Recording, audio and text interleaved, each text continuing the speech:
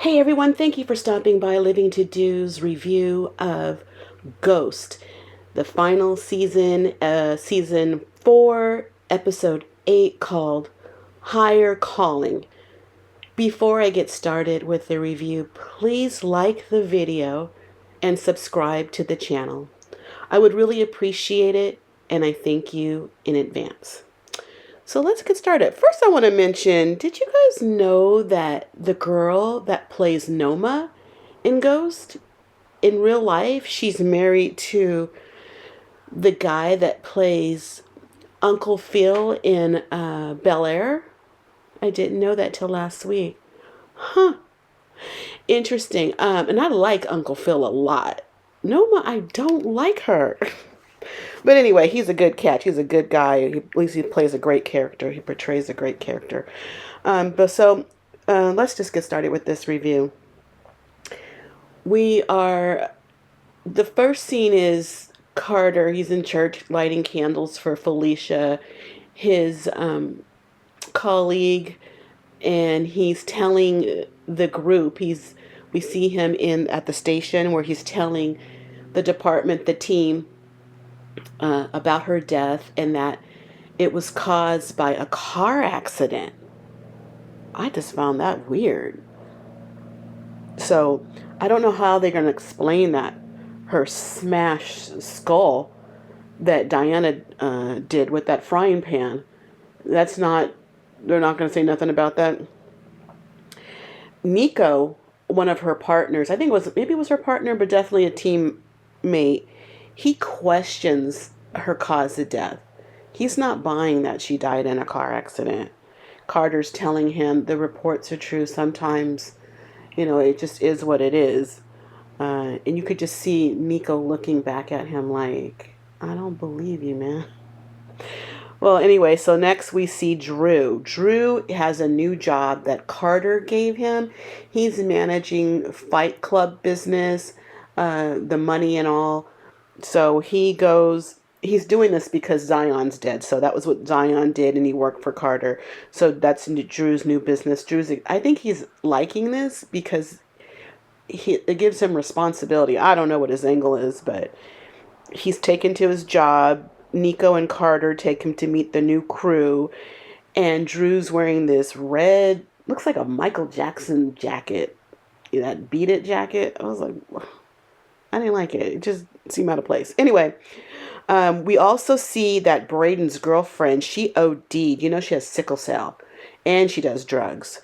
And she OD'd on drugs in her dorm room. The drugs were laced with fentanyl. That's what the doctor told him. And the doctor wants to know, I hope you're not taking it. It had fentanyl. He just wants, I guess Braden to be safe. Those weren't Braden's drugs. She got her drugs. I don't know why she didn't get her drugs from her man, but she gets her drugs from a drug dealer named Steve. So she's like unconscious in the hospital. He finds her belongings, which has her phone, and he gets her phone and he sets up another buy with Steve. Tyreek comes to visit and he wants to know what's up, and he lets Tyreek know that she did these drugs, and Steve, this drug dealer, gave her these drugs, and he wants to take care of the drug dealer. So he takes Tyreek to this guy's house where they beat him. Oh, they make him sniff the drugs because I guess he denies that it has fentanyl in it, and there's a big bag of the drug on the table, and they smash his head in it, make him take it, a whole bunch. Then Braden's kicking him, and Braden is doing this high himself, but Braden's kicking him, and he finally just shoots him, kills him. And Tyreek didn't know that was going to go down, and he's upset. This is messy, man. This is how you get caught. So they escape out of the fire escape window there. When Braden's girlfriend, I think her name is Elle, comes to, she's just thankful and happy to be alive. And he said that, the drugs had the fentanyl, and He took care of the guy that gave her the drugs, and she knows what that means, and she's upset because she knows how precious life is, and with her illness, sickle cell, it really, she values life, not just hers, but just life in general. So she's mad at Braden, and she asked him to leave. That's really hard. He said he told Tyreek earlier that he loved her, so he did this out of love, and you know what, you don't love her, but that's what Tyreek said. You don't even know her, because you would have known how precious life is, that she wouldn't want you to do something like this. Anyway, I'm sure she wants no part of it. Okay, so we find out that Noma and Kane are going to get married. It's like a business deal, to cover her assets. And they tell Davis. Davis is in shock, that she's marrying Kane. Um, it's terrible because he's hurt. I don't know why he cares. He has a lot of women. Why do you want this girl? And he gets her alone, and he wants to know. He mentions his tongue game, like it's so incredible that it would keep Noma at his side. I guess it ain't that it ain't that great. She's moving on to to Kane. Effie comes in, and when she comes through, she's told by Noma that she's marrying Kane, and you could see hurt on Effie's face, but she holds it together real well. Noma says, the thing you got with Kane is over. She goes, oh yeah, that's over. Like, real quick, like it was nothing to begin with. Effie was brought in because they want her to use her expertise, her computer expertise, to create social media profiles for Kane. So when people start digging around on who she's with, that something will come up and it makes Kane look legit. Later, Monet and Tyreek meet up at a bar to discuss Carter and Noma, and they need to come up with a scheme to handle Carter. So they come up with something, and they go to Monet and Tyreek go to Noma, and they meet up with Noma and Kane. Kane knows that they're up to something. He's calling Tyreek scam Patrick, and they let him know something about Kane. They only give a little bit of everything, and Noma's not really buying it, and she gets up to leave. Monet's not buying it, and Noma calls Monet mom. That was her way of announcing that she's marrying her son Kane. People don't. What? That doesn't really sit well with Monet.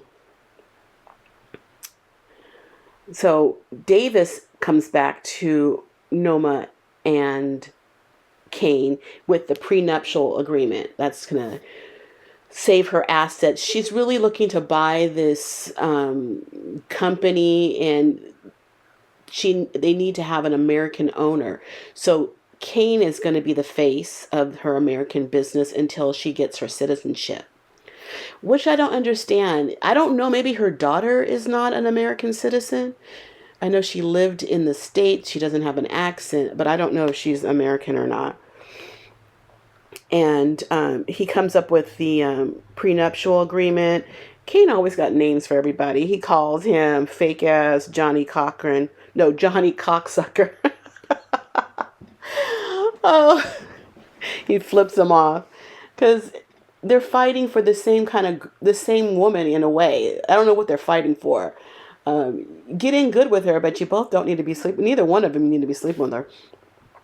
Later, Noma tells Anya, her daughter, that she's marrying Kane, a known drug dealer. Noma lies to her daughter and says that Anya's father, who was recently killed, he was actually a drug trafficker. He was a drug dealer. This is news to a poor old Anya because it's a lie. It's her mom that's the real drug trafficker, and she's just trying to get the scent off herself.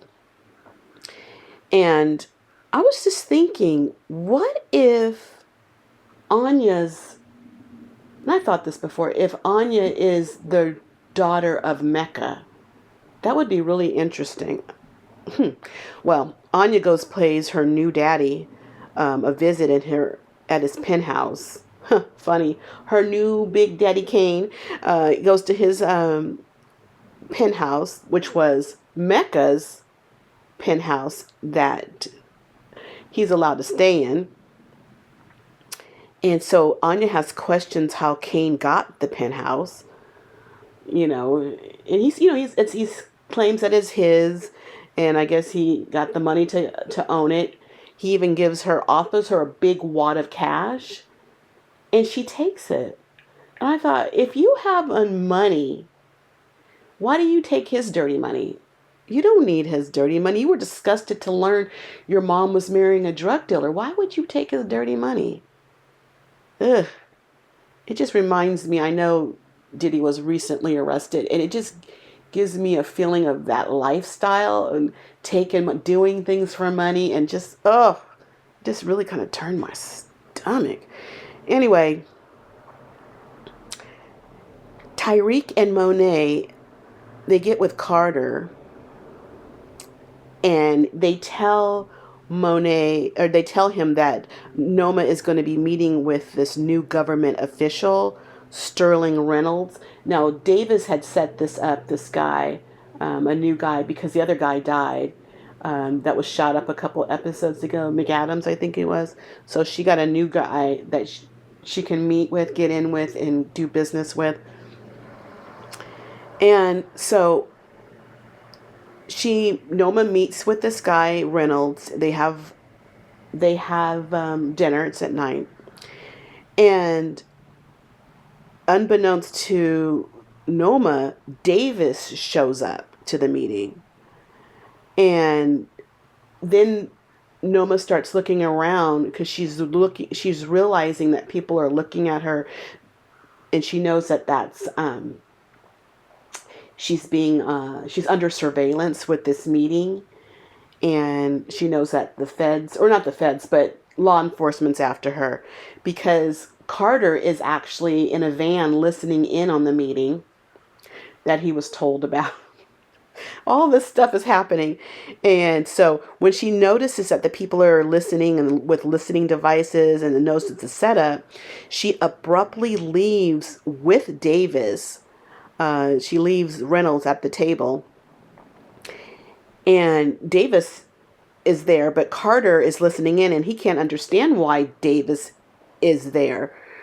Davis gets Noma into a vehicle, and he tells her that he said he heard about the meeting from the task force. So I think maybe he gave her the name of Sterling Reynolds.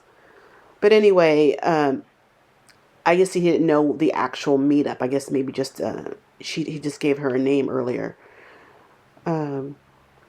So Noma knows at this point she needs to kill Carter because she could have gotten arrested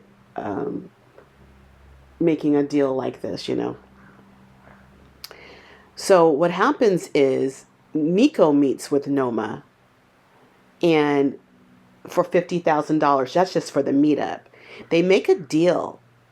He makes a deal with her for 7 figures because he knows that she's got it. She's global. She's a global business. First, it was a $500,000 deal, and he upped it to 7 figures because of her global reach. So I guess yesterday's price is not today's price. So he makes this deal. He later tells Carter that Noma tried to flip him and that he didn't take any money. But what about that $50,000 she handed you? She did give you something. So Carter thinks he has an angle on Noma that way.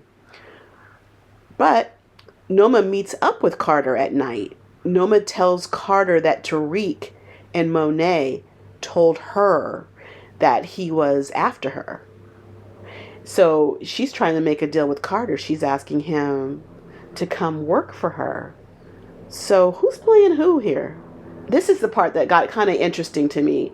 Everyone's talking behind everybody's back. Tariq is teamed up with Monet. Carter is this detective who's dirty. His team's dirty, and he gets, kickbacks from drug dealers.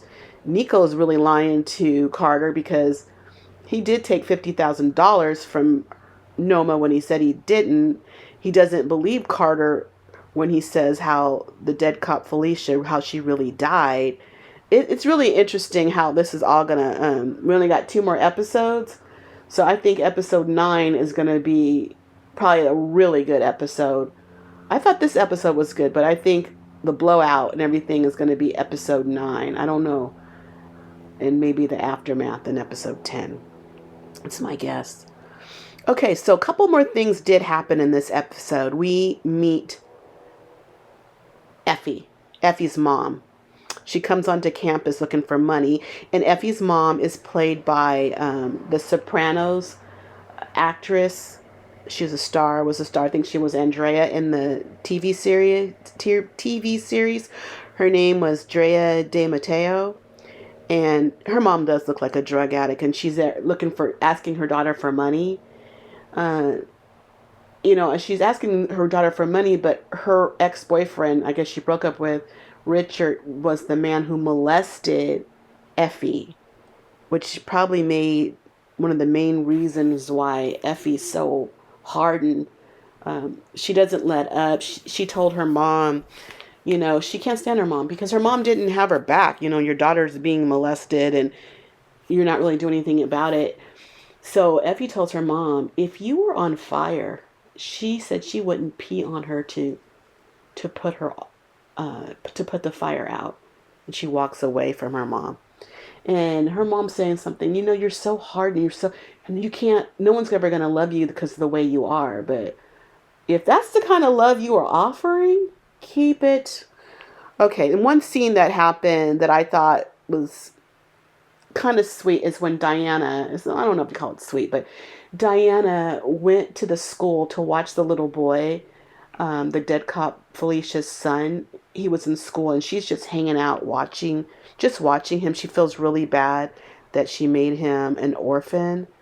The little boy's name is Cole, and she just feels really, really bad about it. She later goes to Tariq's dorm room, and she tells Tariq how she feels bad, that she feels, she had to kill that lady, but she feels bad that she left the little boy an orphan. And, he says, you had to do what you had to do. That woman took something real special from them. And Diana wants to have another baby with Tariq.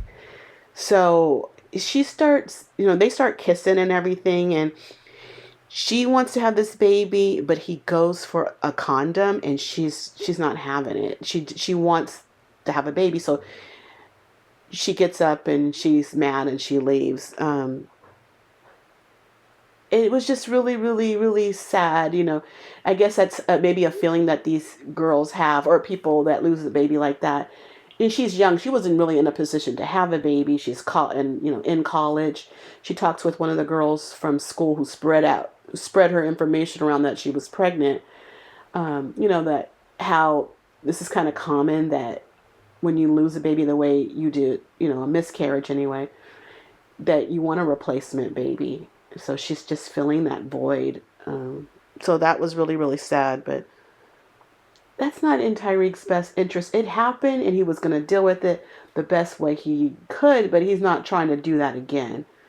So that's so sad. So I want to know how the story with Diana is going to end, because she's one of my favorite characters on the show. But that was it. I love the episode. It was a good episode. There's only 2 more episodes left. Thank you for staying with me to the end. Please like the video and subscribe to the channel. I would really appreciate it, and I thank you in advance. But I gotta go because I got living to do. Bye.